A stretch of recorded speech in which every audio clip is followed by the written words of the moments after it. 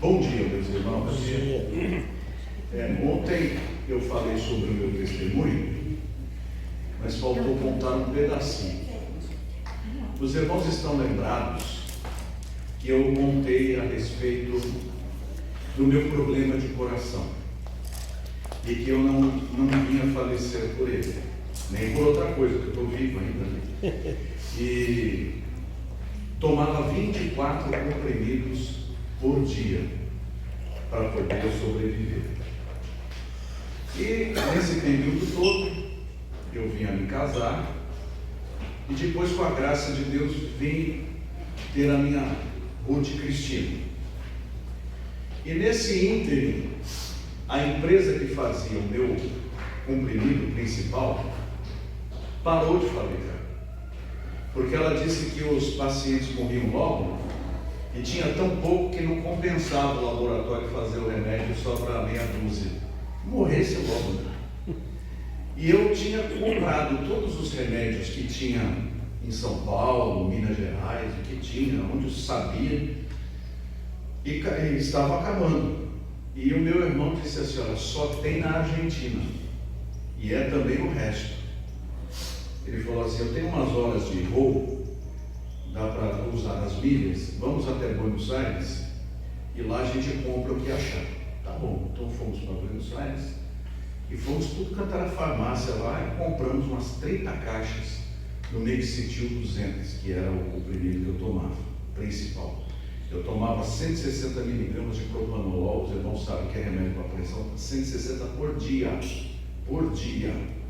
e mais o Mexitil 200, porque ele tirava a dor, uma dor constante, ele controlava o batimento e diminuía o ritmo do coração. Meu coração batia mais ou menos a metade do que um coração normal bate. E eu estava sempre à beira da morte, o tempo todo. Mas aí, quando eu tive a Ruth, de repente Deus nos deu a graça de irmos ter o Josué também. E aí a Elaine falou assim: vai fazer um exame para ver como é que está, para eu escutar que eu estou morto. Eu não preciso fazer exame.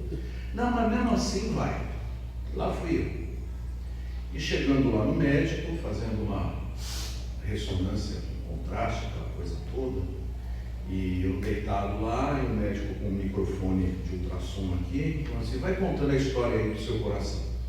Então eu contei para ele, em rápidas palavras, que eu sofria disso desde os 17 anos, doença congênita gerada pela catapora que eu tive, que eu tomava tal remédio, e que eu tinha tido miocardite, endocardite e não sei o que. Ele foi fazendo uma cara feia, de novo, né?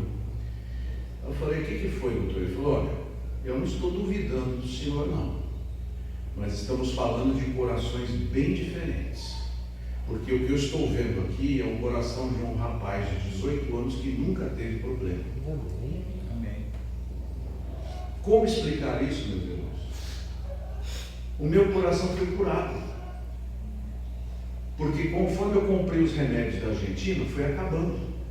Eu fui diminuindo por conta própria, de 24 para 12, de 12 para 6, de 6 para 3, porque eu não tinha mais, e depois acabou.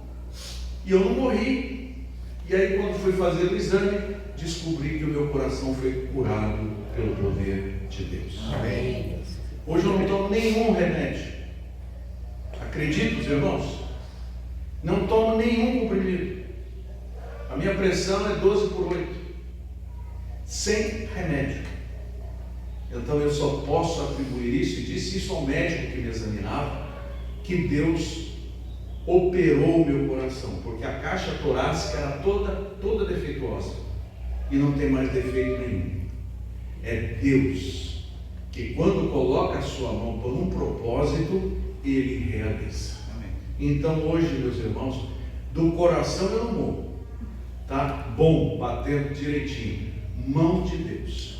Por isso não há doenças incuráveis quando Deus tem um propósito para a gente.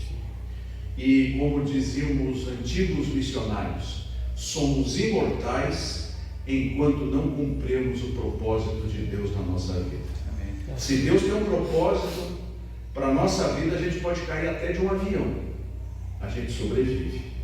Porque Deus diz, não vai morrer agora não. Você pode morrer até de uma gripe, mas do avião você não morre. E aí nós vivemos. Por isso, podemos viver tranquilos até cumprirmos a missão que Deus tem para nós. Mas precisamos saber qual é essa missão. Precisamos saber qual é a vontade de Deus para a nossa vida. E Romanos capítulo 12 nos diz que nós devemos renovar a nossa mente para que experimentemos qual seja a boa, agradável e perfeita vontade de Deus.